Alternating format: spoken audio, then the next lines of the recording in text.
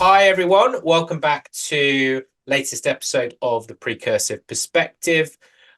With me, your host Jonathan Corrie, in a very gloomy and grey London, although wearing my Vans jumper that I got in Vegas that is tropical to make me feel warm inside, Reda. So I'm delighted. I'm excited for this one because it's my friend that I met on the internet. Reda, great to have you on. Do you mind introducing yourself and the scope of your role? You've just moved to Texas and all, little bit about you. That'd be great. Sure. Hi, Jonathan. Hi, everyone. My name is Reda Benani. I currently manage professional services in North America and South America for a company called Tenable. We do cyber exposure management. I've been in the industry for the last 15 years, having worked at IBM and Stripe prior to joining Tenable. As Jonathan just mentioned, I just moved from Boston, where I spent the last 12 years. I love Boston, great city, wonderful food. The seafood is fantastic, and I'm excited for this new journey, embarking like in a new city, new state. So very excited to be here with you. All right. Well, welcome, sir. Great to have you on, and happy Friday. Right. So part of what I mean, we met up in when we met up in Vegas and had a little chat at the TSIA. I think we were talking about kind of the sands can shift beneath your feet in the world of services very quickly. And I think, my observations on this show are always about kind of the evolving nature of the services world. Something that I've selfishly been looking at for us internally has really been around refining our services strategy. So I want to start with that because we talk about a lot of different topics on this podcast, and I'd like to spend some time kind of at the top, starting with the strategy. So not to it's a little bit sometimes overblown, but like let's sort of break it down. Like, how do you think about setting that strategy? What are some of the key tenets of it?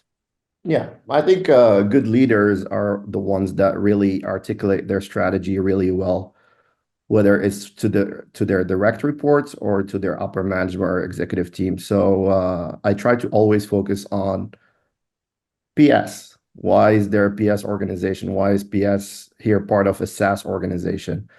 So I'm a very customer-centric leader. I try to focus on, customers, try to identify their problems, their challenges, try to define their use cases for like how we can actually resolve some of the challenges that they have, whether it's around onboarding, implementation, integrations, advisory services. And I try to have a scalable strategy that aligns really well with the company I'm working for. So if the goal is to grow ARR, your goal is not to be nickel and diming the P&L. It should be more about enablement, making sure that the customer is very happy with the product, is enabled. You cross sell, you upsell, you make sure that customer success is part of every conversation that you're part of, but you also bring in product management, product roadmap to shed more light on the roadmap of the organization, the product, and how the product will evolve at the customer base and how you're planning to, you know, um, embark on that journey with the customer and grow the footprint of Tenable or other products that you have at the customer base. Cool. I like it. Simple. I mean, I think there's a couple of points there, right? Which I want to expand on a little bit. So one is the outside in mindset of that, which is like customer first. So I think that's super important. And one should start with that. But you talked about like what is the mission of services, and like if we're, for example, if we're an ARR enabler, how that then informs your strategy. I think part of that is about the alignment that you have with your leadership community, the board, and investors. And what role does that play in that strategy? I think it really depends on which phase is your company at. So I was part of a startup that got acquired a couple of years ago where our whole focus was enablement, enablement, enablement. We didn't care about P&L. It was more about, making sure that the customer is happy. We define some challenging use cases. We take on a lot of like challenging work that product management doesn't want to do. Customer doesn't have the bandwidth for.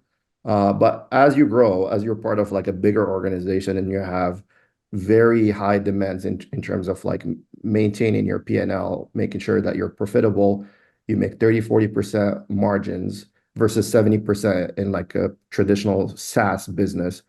You want to make sure that you articulate the value that you bring to the table to the board of directors, right? Yeah. Um, you got to speak metrics. You got to talk about, the attach rate, the product expansion, the features that you take on, like the integrations that you productize as part of like the ecosystem of integrations that you have as part of your company. So being able to have data-driven conversations with your upper management executive team Yep. and articulating the value, but also having proof points, right? Real customer success stories that you could document, that you Yeah. could throw at product marketing, you could throw at the Yep. sales organization to bring in more customers. I think that's huge. And having worked with like upper management that has not worked in the past in professional services, you really need to do a ton of education, a ton of enablement to that team to really let them know what you bring to the table, right? Either, and it's got to be a win-win situation, right? Sometimes you give them a lot of, like, you save an account from churning while spending a lot of time and money from the professional or service organization for the betterment of the overall company. Yep. So you gotta play it well. You gotta know how to manage up. You gotta have really data-driven conversations, and you gotta have a lot of like metrics that will back up your business. Yeah. It's a challenging world of storytelling where you've got to have the both the kind of qualitative customer success, the customer stories, the impact, the value stories, all of those things. Like people use different languages. That kind of needs to be. It's an organizational capability that I think is often overlooked because kind of people are so focused on like getting to the next thing.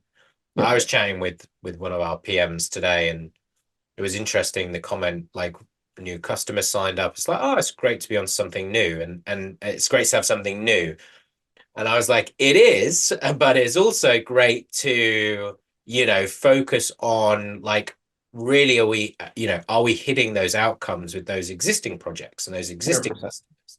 Um, so I think that there's definitely something around like how services organizations do a better job of teasing that stuff out and communicating, having a system really of generating the value stories 100%. that's a lot more systematic because it kind of links to I mean, you mentioned your mix of experience. How do you think like this world has evolved? Like, what's your take on the evolution of PS or the evolution of PS within SaaS? What's your perspective on that? So I'll go back 15 years ago when I started like working in legal IT consulting. So we were advising large law firms on how to implement, financial software like ERP systems. And it was a huge traditional like consultancy advisory type of work Yeah, where there's no talk of SaaS, right? And having worked for a lot of companies in Boston and in Silicon Valley, and there is a huge focus on like growth. And PS is in a very interesting place, right? It's either you go back to how PS was done 20 years ago, 25 years ago, having worked for a company like IBM, very heavy on services revenue. You gotta adopt. You gotta adapt to the new market, to the new industry, to the new way of doing things. So I feel like the role of professional services sits really closely with customer success, yep, and they really need to work hand in hand to make sure like customers are very happy. And you need to differentiate um, your value prop, right? Between customer success, which is onboarding, renewals, making sure that the customer is happy throughout the lifetime of the customer journey with a particular vendor, and then PS, where we come in, we do our job, we take on really challenging work like integration work, API work, Mhm. tabletop exercises. Especially in the cybersecurity space, we have to educate a lot of our customers on how to do things properly when it comes to incident response, threat management, exposure management. Yeah. So I really need to add a ton of value, and that comes with like having the right talent. Yeah. So being able to hire the right people, retain the right people, invest in the right people, send them to conferences, send them to boot camps, train them, have them spend a lot of time in front of customers to really unveil as many challenges as possible, right? As many use cases as possible. And you got to document those use cases as you make your wins, as you solve real world problems. You really need to tell that story internally and externally. That's your marketing arm. And I also found it very interesting when working with product management. Product management has a lot of challenges. They have a lot of priorities from like a competitive landscape, from a business landscape, from technology perspective. And if you're able to take on some of the challenges that they have and like build features or build integrations or build tools that will ease their pain, I think they'll be very happy with you, and they'll come into a lot of conversations that you have with customers. And yeah, I feel like the PS role has really evolved. It's not about making 30-40% margins. It's not Yeah. about utilization. It's not about the KPIs. It's more about customer growth, adoption, renewals, what SaaS is all about. Yeah. Do you feel that there will become that the pendulum will somewhat swing back the other way from a customer perspective of simplifying the amount of touch points that we have with the client? So you mentioned there the importance of the intersection between PS and CS, which I believe in a lot. I've talked a lot about the convergence between those two functions. But because I think over in the, I don't know, boom times, whatever you want to call it, but in a period where in a period of growth, you have a lot of specialization, right? So you have a lot of vendors that then tend to specialize in different areas. You see it in sales enablement, you see it in revenue platforms.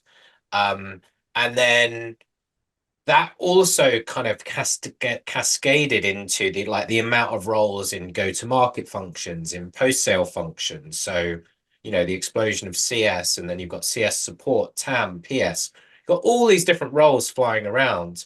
For a customer, at a certain point in time, that becomes very kind of complicated, or it's like, who do I Super go to? complicated. Yeah, So, super so do you complicated. think the pendulum will sort of switch back, or will there will be a change of direction, and there will be a need for some simplification? There needs to be, especially when you go up the market and you go Yeah, work for like really large vendors, and you show up to a call and there is like 20 uh yeah, 20 folks from the vendor and like three folks from like the customer end. So I think I always refer to customer success as the focal point uh for what we do, right? I think you really need to define rules of engagement internally, right? So you don't step up on people's toes. You know how to work with pre-sales, solutions engineer. You need to work with customer success, with the TAMs, with the tech support organization, and you really need to set those expectations with customers when you do kickoffs or you do onboarding meetings. yeah, So it's not very blurry. And I think you really need to work on relationships internally, right? You don't want to show up to a customer meeting and you hold all the cards, or you handle the whole conversation, where there is a sales guy that have really brought the client to the vendor. So you really need to watch the room, understand politics really well, set the expectations with the customer, really tell them, your point of contact is customer success. For the lifetime of the professional services engagement, you're going to have a PM, or you're going to have a resource manager.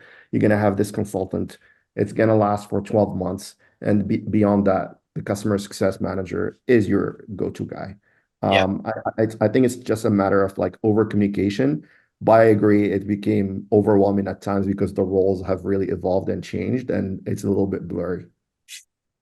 Yeah, I've been co-selling with a large enterprise technology vendor and turning up to a meeting, and there was myself representing my company and then six people rolled up from that other organization. And the customer was like, what's going on here? Like, Yep. because you're kind of like, well, is this why the prices are high?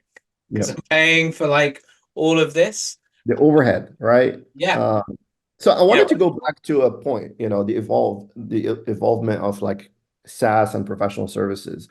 So I think distribution really matters, right? yeah. How you go to market. If you're going to market and your company is selling in a pure SaaS fashion and everything's quoted automatically on, your CRM system, and you're trying to do your business in a traditional SAO, heavy paperwork type business, it's going to be very hard for you to scale your professional service organization. So you Yeah. really need to have, those subscription services, those productized offerings that really go hand in hand with like the way the company sells, and you need to articulate the value of those outcomes to the customer and also to the sellers that really help you land that customer from a professional service standpoint.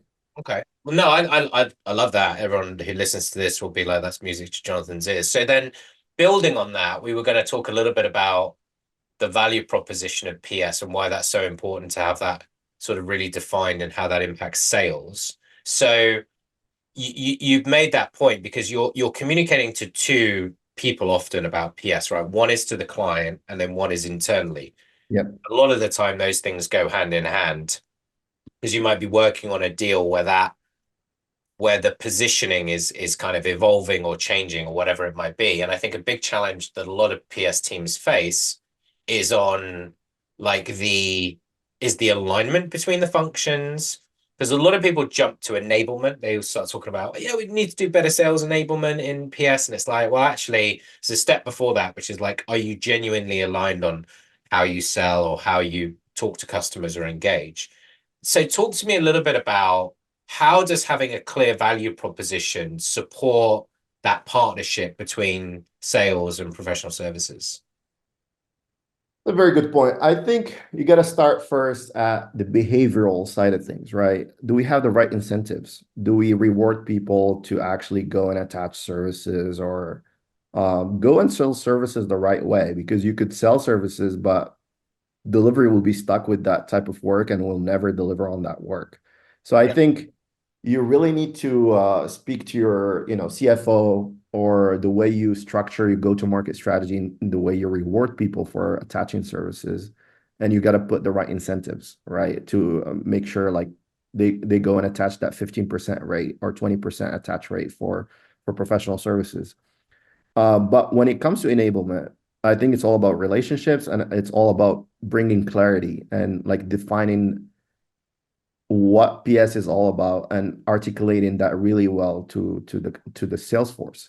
Mhm. So I think I try to really answer a couple of questions um, to really go and tackle that problem. The first question is, what problems do we solve for our customers, right? A lot of these software sellers, they've never worked in PS. They don't know what PS is all about. So you really need to articulate what services do you offer, onboarding, type of services, implementation type of services, integration type of services, advisory services, and you really need to define the outcomes for each type of work and have some use cases for each one of them.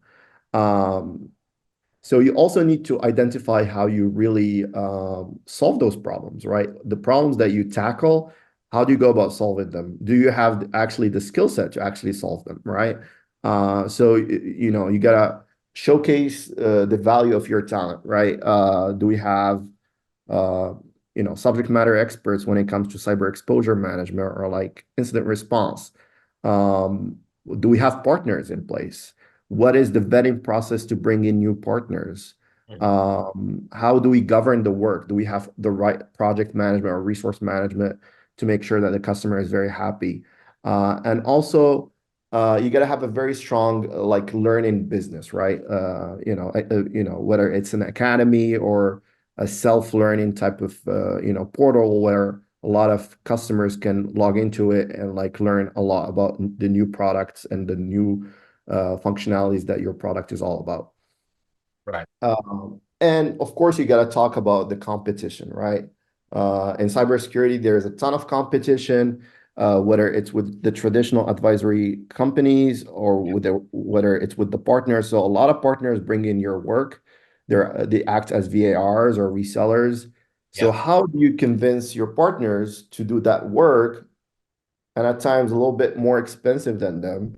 Yeah. So that's the challenge. So you got to really articulate what's so special about you, right, as an organization, Yeah. right? Um, a lot of times, what's so special about us, it's our tenure, the CSAT scores, the proof points that we've done in the past with other customers, access to product management, because that's a huge pain point, or like engineering talent within the vendor, right? So a lot of times a customer has real problems with the product, and you act as a liaison with product management to ease some of that pain or bring in more clarity about the product roadmap or some of the challenges that you have. So I think there's a ton of value of having like a vendor that has a really strong professional service organization, but it's all about having great talent, Mm. charging the right price, right? You're not gonna go and like charge customers really um, high prices without really delivering a real value. And you gotta document your wins. You gotta have video referrals. You gotta have product marketing material. You gotta talk to Gartner and Forrester and those research report companies to talk about some of the use cases that you've done and some of the ROI that you brought to your customers. And once you handle and you answer all those questions, I think it's super easy for you to articulate the value of professional services. And then you got to tag along a lot of customer sites, a lot of customer visits. You got to be in a lot of QBRs. You got to be in a lot of enablement sessions and work very closely with the sales enablement organization as you launch new offerings or launch new SKUs or productized type of work with outcomes. You have to have constant communication with those teams, and you have to feel that you're an extended part of that team. Yeah. Yeah. I mean, we had our all hands today, and just kind of coming back to a couple of the points that you raised about like your ability to articulate how services is adding value to customers. Um, Part of what we're trying to do at Precursive is, I would say 80% of what we deliver is the same every time, right? We sell and provide a PSA solution that's used by our customers to manage all various or all elements of services delivery, depending on their delivery motion. So you've got project management, you've got resourcing, you've got the financial management, you've got collaboration with the client, with the team. So there's some core things that we're always doing. But what we tend to find is that, for example, a lot of companies have grown through M&A. So they've actually got a wide mix of brands and products, some of which you're not quite sure what the M&A strategy was in the first place to pull them together. And so they've got very different delivery motions. And so Yeah. sometimes we've got like one of the things that we've been seeing is this kind of like highly transactional um, sort of onboarding motion, which once they're like companies are trying to make very, very automated, where you still have a resource doing it, but you've maybe got a lot of enablement overlay, like digital enablement, but there's still like some tasks that need to be done, and there's like a queue of work and all of this. So ideally it needs to be highly automated and people are picking up and grabbing this stuff. And and so we developed some things, or we built some things that allowed one of our clients to just do some things very tailored to how they work, right? And I've been really focused on like I want to see this stuff, like make me the video, show me it, and so and like today we had one of the solution architects talking about one of the solutions that we have with the rest of the team, because a lot of people are like, oh, that's cool, that's new, didn't know about that. Yep. So it kind of comes back to this, like how you get people aware of like what services is doing in these different forums, because it can be quite stale, right? It needs to be cool, I guess is the way that I. 100%. And I think, a lot of companies, especially in the cybersecurity space, you spoke about M&As. You go and acquire one, two, three companies sometimes in one year, right? and you have to enable the whole sales force on a bunch of new products, right? Yeah.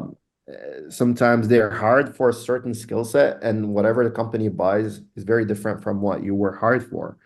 So where where does PS sit in all of that? You got to make your pitch really enticing, really interesting. You got to make yourself very likable to make sure that you're heard. So I feel like being part of QBRs, going on the road, right, with some of these sellers, making your pitch for professional services in SKO, is very, very useful. And also building those relationships. It's going to take time. It's going to take time to build a particular territory or like central or like the Midwest or whatever. Yeah. But I think it's all about the relationships, and it's all about when you have some airtime, you make it very, very, very valuable. And when they give you Yeah. time in front of customers, Yeah. you better rock it. Yeah. Yeah. Yeah. 100%. Being very memorable, lucid, and brief. Brevity is kind of like, is very important. It's this is it's been surprised. One of the things I was thinking about, like I used to work prior to Precursive in sales enablement, for a consultancy that sold into sales enablement, commercial transformation, in enterprise companies. So it's all big enterprise vendors. And I think that the difference that I see between kind of those very large enterprise companies where a lot of that sales enablement is done by a dedicated sales enablement team, Yep. in tech, in private companies or lower end of maybe enterprise, they're not like Fortune 500, they're technically enterprise, is that actually a lot of that responsibility does fall to PS. A lot of the enablement when new businesses are acquired does fall to PS. And I just think that that's kind of like it's not something I'd considered before, but that's very time consuming. And then you get the blame if people don't know what they're talking about. Super time consuming. And you got to talk also about the partners, right? If you have a large partner community, but you don't have the dedicated team to actually onboard them, enable them, make sure that they're qualified to actually deliver on some of your work. A lot of time PS takes on that work and it could be really daunting. So PS is really pulled into a lot of directions, Mm. but you got to prioritize, right? You got to make sure you hit the financial metrics, Yeah. and spend the right time like playing politics, advocating for the right things with the internally, and making sure like you're advancing the strategy that the company is all about, which is growth, which is expansion, which is building a bigger ecosystem for your company and your product line. So it's a matter of prioritization, but also a matter of saying no at times to a lot of things that get thrown your way. Yeah.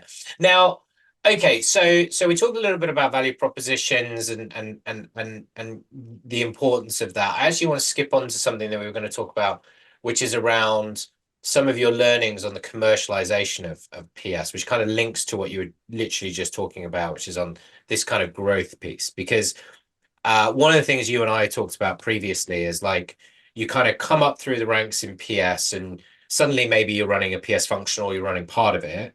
And then there's a big selling element to what you do Huge as a selling. job. And maybe you come from project management background, maybe you come from an engineering background, maybe you're technical, and then suddenly it's like I'm on sales calls, I'm sitting with the VP sales, I'm with the CRO, I've got a revenue target, right? you know, and you have to commercialize PS. And I think a lot of people can struggle with that because it's a very different it's a very different skill set, it's a very different set of things. So kind of like what have been some of your learnings on the commercialization of PS, and particularly in driving new revenue streams from services? So I always refer to this book by Peter Thiel. He's the founder of PayPal. It's called Zero to One.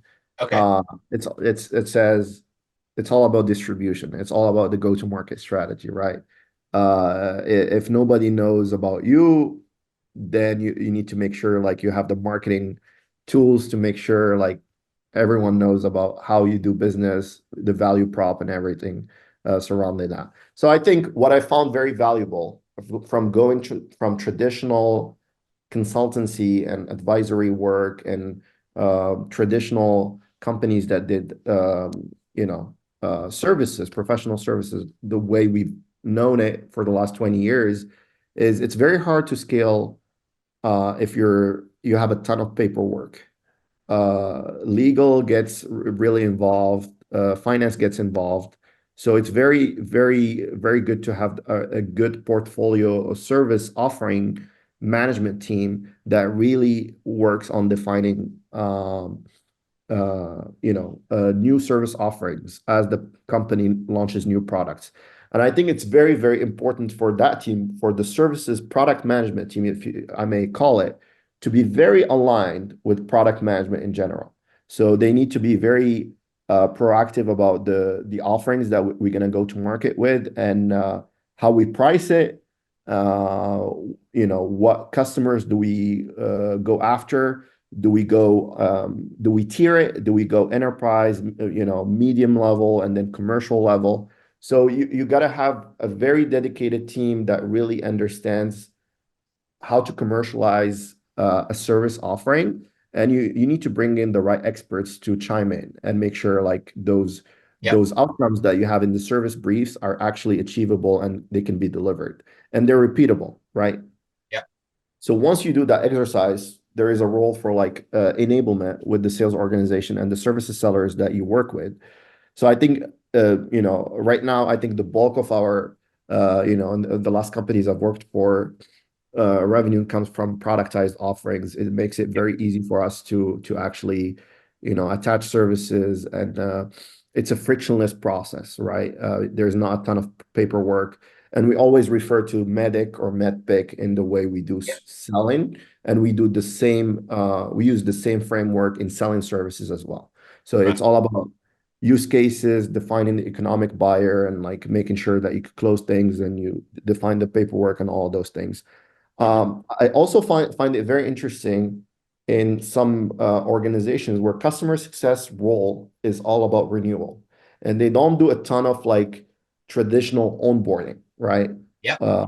Or they pop up 6 months later and go, hi. They don't do a ton of technical work. So your role as a service organization is to embed yourself as part of that customer success team and define, assessment or health check type of services, but also monetize some of the work that they don't want to do and make it a PS portion, right? Another aspect is a lot of sales engineers. They're stuck doing a lot of work for customers for free. And a lot of times they create a lot of custom integrations or custom work or custom applications that are very hard to maintain, and they're not monetized by the company. So a lot of times what we do like a win-win situation. We take it off their plate, we monetize it, we productize it, we go to market with it, and we work with customer support to make sure that we have a maintenance roadmap in place. So the maintenance is divided between PS and the customer support team. So I think you gotta find ways to monetize a lot of things, and I think really, really respectable and PS organizations that really thrive and they're beloved by clients are the ones that take on really challenging work. It might not be profitable or lucrative, because at times the scope is very different from the actual reality of the customer environment, right? Especially when you take on data migration type of work or API integrations, it could be very, very challenging and complex. But I think you got to play in that realm, and you got to solve real challenging problems to build that credibility in front of the customer. And I think it's going to pay off in the long run. Yeah, I think you raise a few interesting points, because I think this productizing of services, this packaging of services is really interesting. And I think that the kind of customer success organizations are having a little bit of a blip in terms of like their reason for being. I think go back a couple of years, pandemic, it was very much in vogue. And I think you saw this explosion of relationship type CS staff who maybe were doing relationships, maybe were doing renewal, as you highlight. And now they're a little bit lost because there's so much focus now on the value that we're all bringing to our clients, and there's so much intensity around the speed with which you need to be able to deliver that value or resolve issues, that if you are not in some way technically competent or have significant domain expertise, then you're a little bit irrelevant, really, right? And I think that it's going to shift where that's why I think services now has risen much more in importance than it ever has been, and I would argue in many organizations now considered maybe more important than certain CS functions if that CS function is not commercial. If that CS function is not commercial and not able to drive retention and expansion and sell stuff, then they're kind of like, yeah, whatever. Because from a client perspective, I want people to help me solve my problems, right? To help me address adoption or usage issues, or to bring to me ways that I can work, do things differently, guide me, like help me avoid risks, which is particularly relevant in your world, right? And has, like I say, the industry experience or the customer acumen to do that. And so, 100%. and so I think that I kind of, that's why I see more companies leaning more towards that TAM model, right? The Yep. more of the technical account management type of mindset, tactics, and strategy. I don't know whether that resonates with you. I know we didn't plan necessarily to talk about that too much, but I think you know, from what I've seen recently, like in my, the previous four companies I've worked for, the customer success organization tends to be either super technical and not very businessy, right. or just all about renewals and sales. And they hire really junior folks to drive volume because it's all about volume. It's all about renewals. Um, so I think it depends on who has more leverage within the organization.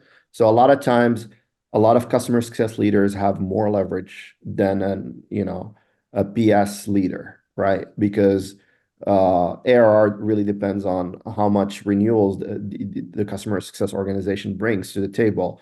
But I think creating offerings that augment the traditional onboarding, right? Yeah. And TAM, especially for like very complex products, doesn't have to be competition for PS, but their role is to be really someone who's very elite in their domain and subject matter expert in like, Or a services architect, right? I think you guys have that role, right? That's a big role for you guys. yes, services architect is super important, whether it's in pre-sales, but also on, in taking on very challenging customers. Some Mm. customers have bought the product 4 years ago. They haven't really adopted it. So the goal is to have that honest, very, very hard conversation with the customer, really tell Yeah. them these are the expectations that we have with you, right? And it's very hard for vendors. Some vendors have a hard time having those honest, candid conversations with customers because they're afraid they're gonna churn. But I think the right vendors actually need to have those conversations and need to put SMEs in front of other SMEs. So the conversation is all about the technical aspect of the product and not about the business side of things. So I Yeah. think it's all about balance. I think having good talent across BS, CS, but also in customer support and sales engineering. I think the whole lifetime journey of a customer within a particular vendor needs to be balanced, right? You can't have A players, B players, C players, A players. It doesn't work. Mm. One final thing then. So you've got a reasonably large partner ecosystem, right, in and around Yeah, your, yeah. yeah. So there's a lot of it. I call it kind of there's the romance and the reality of the partner ecosystem because there's this kind of, it's like, we'll grow, we'll then start doing stuff through partners. They'll want to do that with us. They'll deliver on our behalf. We won't have to grow our PS organization internally, and everyone holds up Salesforce as the example of how that works. And then there's the reality, which is, why doesn't Accenture take my calls? And these 10 projects have gone off track and we're burning a load of PS hours to solve it. So I think there's this kind of romance and reality. Now, I think packaging and packaging of services both for direct relationships with clients, but then Yep. also to support partners or through partners or partner enablement. So talk to me a little bit about kind of what have been some of your learnings on the packaging that supports the partner ecosystem. So I've actually, in a previous role, I've managed the partner ecosystem part of the business within professional services. So I'm very, very familiar with this Okay. subject and matter. I think partners are very, very important. I think it's a matter of, you know, vetting the right partners, bringing the right partners, having the right governance in place. I found having a partner portal, for example, to be extremely valuable, right? Where you have an actual community where partners talk to each other, learn from one another, and have dedicated resources within PS that really govern that work, enable those partners, and vet the work that the partners actually do. Yep. For the partner strategy, you could do so many different ways. You could, in pre-sales prior to landing an account, you can have a partner take on that professional service engagement by themselves. You're not in the picture. You don't have to be in the picture. But a lot of times, if you have to maintain that customer and goes back to customer success, you kind of have to, save the day, right? Yep. Um, Another route to scale your business would be to bring in sub-K partners, right? And a lot of times it's very easy to scale that way because you don't need a ton of finance approvals to bring in new headcount. And if you do a very good job of vetting these partners, having PMs, for example, what I've done in the past is have partner engagement managers.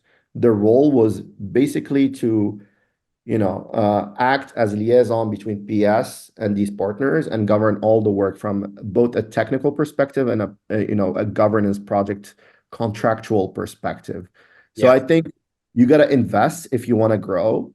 And if your goal is just to, you know, grow the volume or the ACV without really paying close attention to the quality or the enablement or the training of some of these partners and their resources, I think you're gonna have a lot of customer escalation calls and you're gonna end up with very unhappy customers. So you gotta really know how to position these partners, what type of work you want to give them. So you could go two ways. You could go low end of the spectrum, give them the onboarding type of work, like the quick starts, the health checks, and that type of work, or bring them in very, very challenging environments, like maybe sometimes the public sector, maybe sometimes like industry specific use cases, or where you need a partner that understands a particular industry really well, a customer Yeah. base really well, Yep. and can take on some of the integration work that you don't want to maintain down the route. Um, I just think it's so not one size fits all. because 100%. because I've had some interesting agree to disagree moments with some of my team around partners where they're like, there's one school of thought which is like, well, we'll have partners do the largest, most complex deliveries because those partners will want those larger project values, etc., etc. I'm like, conceptually, yes. However, you need to have a lot of in-depth knowledge into the product, right, to do that. So the only people that can really do that are going to be customers of ours who are using Precursive in order to do that. I don't see others doing that at the stage of our journey. And I said the other element is you can have on the scale on this on more on the SMB side for us, like we don't necessarily want to do that type of delivery all the time because it's taking up a slot, right? It's like it's not that we can't do it and it's not like we're not going to get paid for it, but it's just like that effort, that capacity would be arguably better directed to a mid-market project or a higher ACV project. However, again, from a partner standpoint, if you can get the volume going through it, there are going to be partners who are going to like that rinse and repeat motion because that will lend itself well potentially to their business model. And the bit that I didn't appreciate there was for many of our partners, it's been, well, actually, this is a great route in either to new clients or to provide an additional service to existing customers that we have. And I just think there's all of these different dimensions to it that people just kind of like, oh, I'm going to stand up a partner function and have it happen and it'll just all magically take care of itself. It's like, no, this I is think you really need to have a very good, strong partner team yeah, internally that really go on investing in onboarding, customer events, partner events. yeah, Um, a lot of times in previous jobs, we had boot camps for partners. We brought customers to those partner boot camps. So there was a lot of commercial interest there and all that stuff. I think it's all about quality. It's all about vetting. It's all about putting the checks and balances in place, the right tools, and then doing QBRs constantly with your partners to make sure like they're driving the value that you're looking to drive in front of your customers. And also culturally, you need to make sure that they represent you really well. You need yeah, to make sure that they fit into that subject matter expert that you have within your team, those high standards that you want to hold as part of your team. You want to make sure those standards are aligned within the partner ecosystem and the partner pool of talent that you leverage.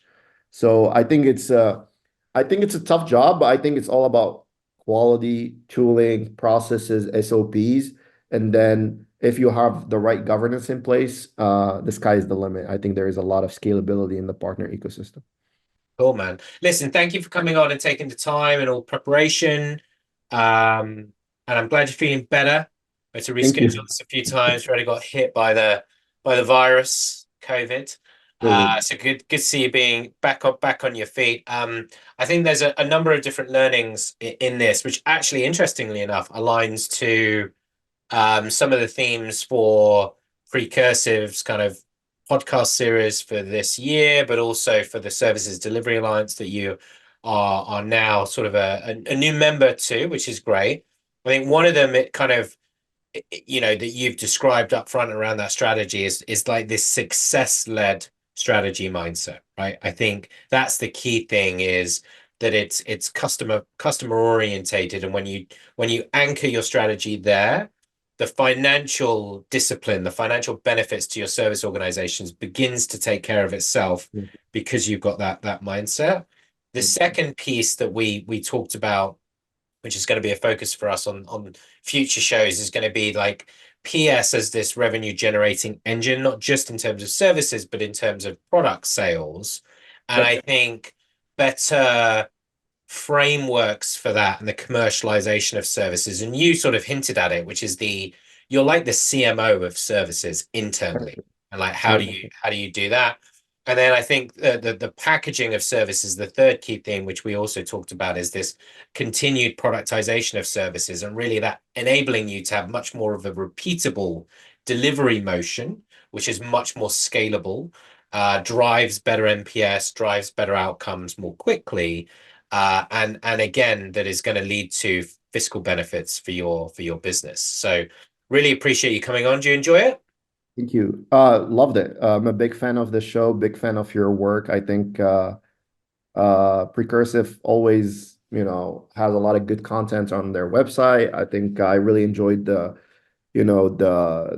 conference presentations that you were part of in Las Vegas back in CSIA. November, TSIA. So I'm a big fan of your work, your product, but also the all the folks that you bring into this beautiful podcast where there's a lot of good content, a lot of good, insightful conversations. Thanks, man. I really appreciate that. Didn't have to send you a check for that or anything. Have a great weekend, Renner. Great to Thank see you. you. You See you too. later. Bye-bye. Thank Bye. you.